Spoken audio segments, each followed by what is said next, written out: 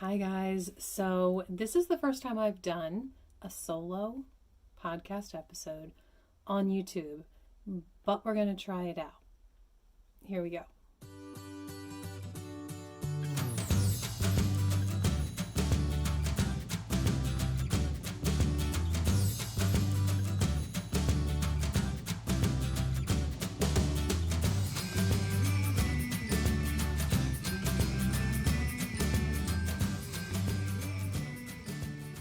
Okay, so this is going to be weird because I really need to focus on my recording volume. Like, I'm always looking at that. And then I'm always looking out into space as I'm thinking about what I'm going to say next. So I'm probably just going to ignore the camera. I don't know. This is all just going to be weird. See if I can do it. It's kind of like trying to walk and chew gum at the same time. All right. Hi, guys. Welcome back. We're at season 4, episode 7 today. And today we're talking about how to motivate your family to help out in the kitchen. I think it's going to be a good one.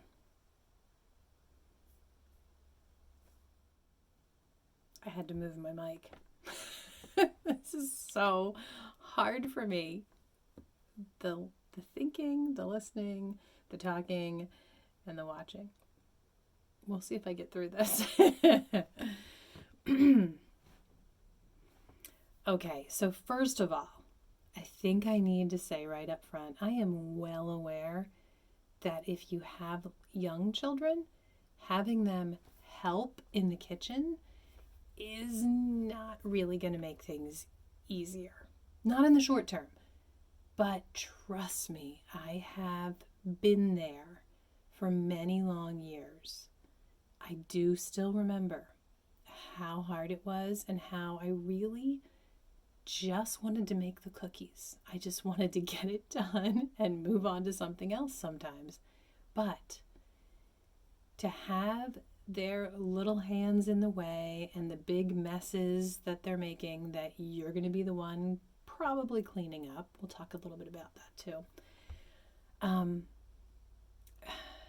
In the end, if you are giving your child a love for helping, a love for feeling valuable, that what they're doing is contributing to the family, and a love for being in the kitchen, trust me, it is worth it. And it does. 300%. It does make things easier down the road. So much so that it is well worth the effort you're putting in now. Okay, some practical things that you can do. For one thing, a couple things, no matter how old the kids are, a couple things that make it so much easier for them are having directions and conversions really handy and available to them. And then any way that's in particular to your family with food storage, to make that easy for them to be able to find what they need and get it quickly when they're in the midst of making a recipe and it's the 8th ingredient they've had trouble finding. That can be a struggle, for a teen. So let me give you some practical things what I'm talking about.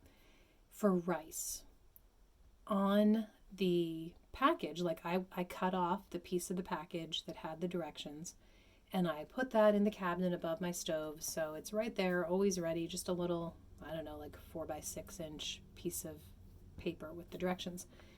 But they do not have the serving size that we make at mealtime.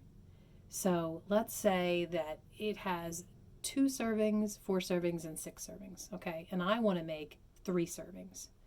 So they tell me a cup of rice and 1.5 cups of water will make 2 servings. And I know it's not hard, but it sometimes, depending on how tired I am or how many interruptions I have, to stand there. Okay, it's easy to know that 1 cup of rice will be 1.5 cups of rice, right? If I'm doing 3 servings. But if I'm tired, it takes me, way too long to figure out how do I increase 50% more 1.5 cups of water. Like, I do okay, well, half of 1 cup is another half, so that puts it up to 2 cups, and then I have to add on half of a half, which is a quarter. So how long did that just take me? 15 seconds? Then I'm sitting there struggling, and who knows what's going on around me in the commotion of the kitchen, that I get discouraged sometimes.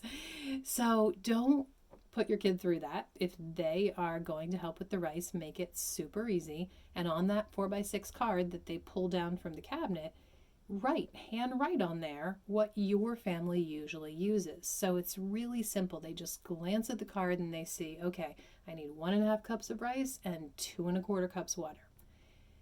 Just simple things like that times 8 or 10. There might be 10 different things that you're making often, whether it's a whole recipe or just one part of the meal, that if you write the little conversion information on there that make the recipe specific to your family and your needs, it makes it so much easier. And there's a lot less chance that you're going to have soupy rice or hard rice, right? There's less chance of any problem with math. Now, definitely there is a place, this is a homeschool mom talking, for learning math through cooking. Many homeschool days when the girls were little, many, for different reasons, we didn't do math, we did baking. And that is very worthwhile. So I'm not saying to not give the kid the opportunity to do math as part of baking. It's a great way to do math.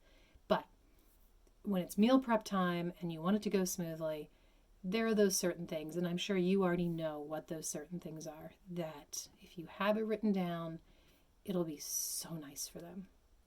And then another thing, as far as like that food storage that I mentioned, for us, we have to go down to our root cellar down in our basement and look through 5-gallon buckets to find what we need if we've run out in the kitchen. Rice is one of those things. I have it sitting in a gallon jar with a sealed lid, not far from the stove. But when it's running out and it's, we need more to make dinner, we have to take that jar and go downstairs to the root cellar. So one thing I figured out not long ago that makes the process so much easier, instead of having to grab a ladle and a funnel, if I have a ladle and a funnel in each of those buckets, I think there's 4 of them, 4 different things that we use a lot, that we'll go down there and have to refill a lot, it just makes it a lot easier. I don't have to wonder, where's the funnel? I don't get to the basement and remember, oh shoot, I didn't bring the funnel, I only brought the ladle. If it's all right there in the bucket, it just makes it go so much smoother. And then the hassle, and the sighing, oh, we're out of rice, I have to go to the basement. It's actually a lot less common because I just made it a whole lot easier. Okay, never mind. I went and looked it up and I actually don't have a list. I thought I had a list of different essential oils that I've used in this that I like, different scents, but I don't have it. Or if I do, I don't see it. So back to the recording. Vinegar and whatever favorite essential oils you would like to use. And if you have the kids involved with making that, first of all, the very simple act of just combining the vinegar and some drops of essential oil and screwing back on the spray top, it's simple enough, but it gets the little ones excited. And then the next time when it's time to clean up, they recall that they're the ones who made that cleaner, and they recall that they got to choose what scent it's going to be. And it seems kind of silly, but I mean, it gets them excited about cleaning.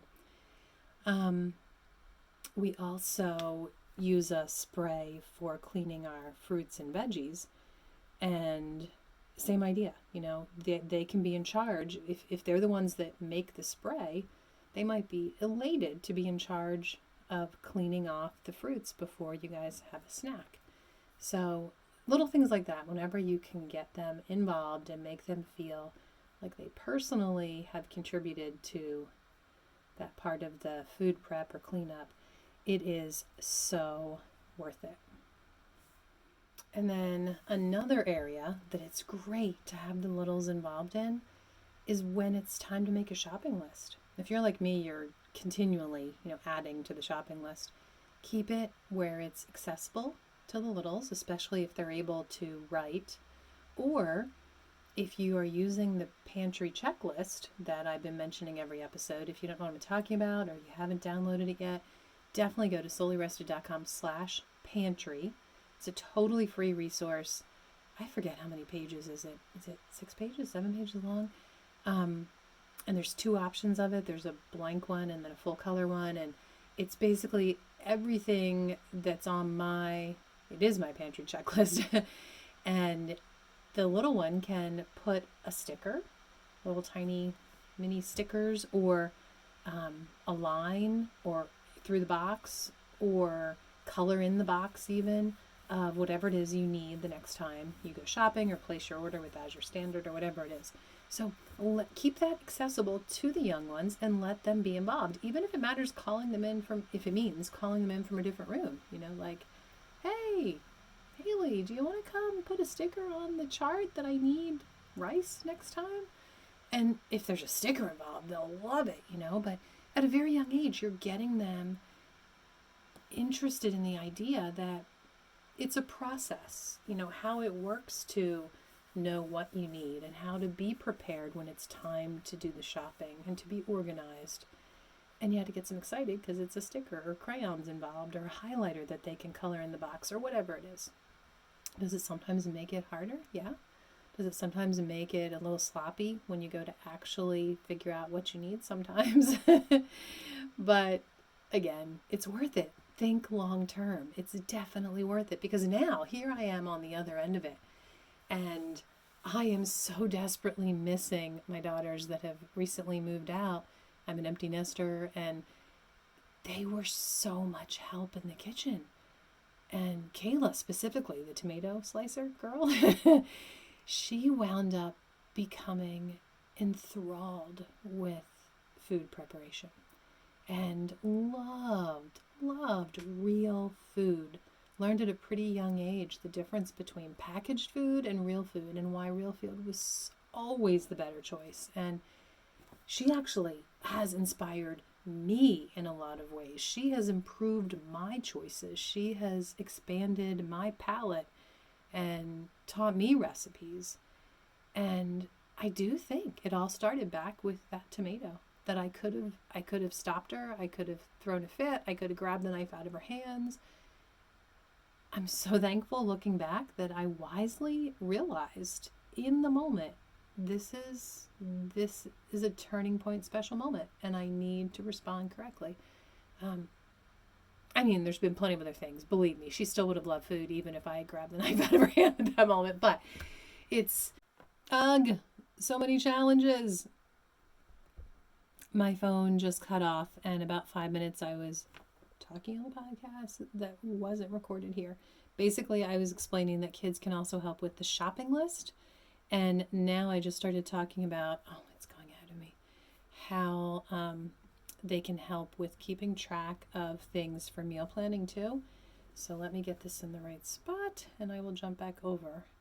My phone turned off because I had to clean out the memory, which I just did. My meal planning and how I remember what's in the fridge. Oops, I need to actually stop it there. Remember what's in the fridge. Okay. So even when little ones aren't able to actually, write the list or help you with writing out what's in the fridge currently or any of that, there's something they could do. Like maybe they're learning to write their letters and they could write the first letter of the word. Or maybe they could just write a smile beside certain things. You can tell them, okay, this word says gravy, and I want to remember to have that on Thursday. So if we put a smile beside it, that will remind me that it's for Thursday, or whatever you think of. Some way that they can help. And if they get to write on the chalkboard and it's a special thing, it's great. It's just so good to do anything you can do like that, to encourage the young ones that this is a fun place to be and that making meals is a great privilege and a fun thing that we get to do to feed nutritious, good stuff to our family. So I have a lot more to say, but I'm looking at the time and I'm thinking this is going to be a 2-part episode. I seem to be doing that a lot lately. So in our next episode, we will talk about ways to motivate family.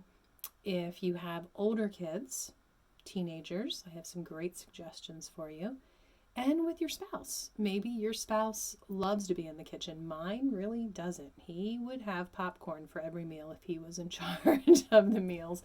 So I have some thoughts for you on that too, with getting the spouse motivated to help sometimes in the kitchen. And then I want to talk some about just overall attitude and how it makes such a difference, and how honestly the Lord has worked on my heart for 2 decades to get to the point that my attitude has greatly improved in a whole lot of areas in life, but in the kitchen as well. So I want to talk a little bit about that next episode as well. But do you think that ladies like 50 years ago griped and complained about being in the kitchen? I mean, it wasn't even a thought that they'd be doing something else, I feel like. Like, of course, I'm going to be making a meal for my family at 3 or 4 o'clock or whatever time in the afternoon. Like, of course. Now, things are different today. I totally get that. And you might have to work full time, and it makes things very stressful.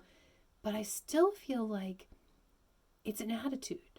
Like I'm thinking actually of my grandparents who lived rurally, who were very poor. I've talked about that some. And food was a luxury and a privilege. And I can't imagine either of my grandmothers griping about, oh, it's going to take me a whole hour to make these biscuits and to get this meat cooked or whatever. Like, they would have had this overall attitude of, I'm really thankful that the kids are not going to bed hungry tonight, and that I have the flour needed to make these biscuits, and this is going to be delicious.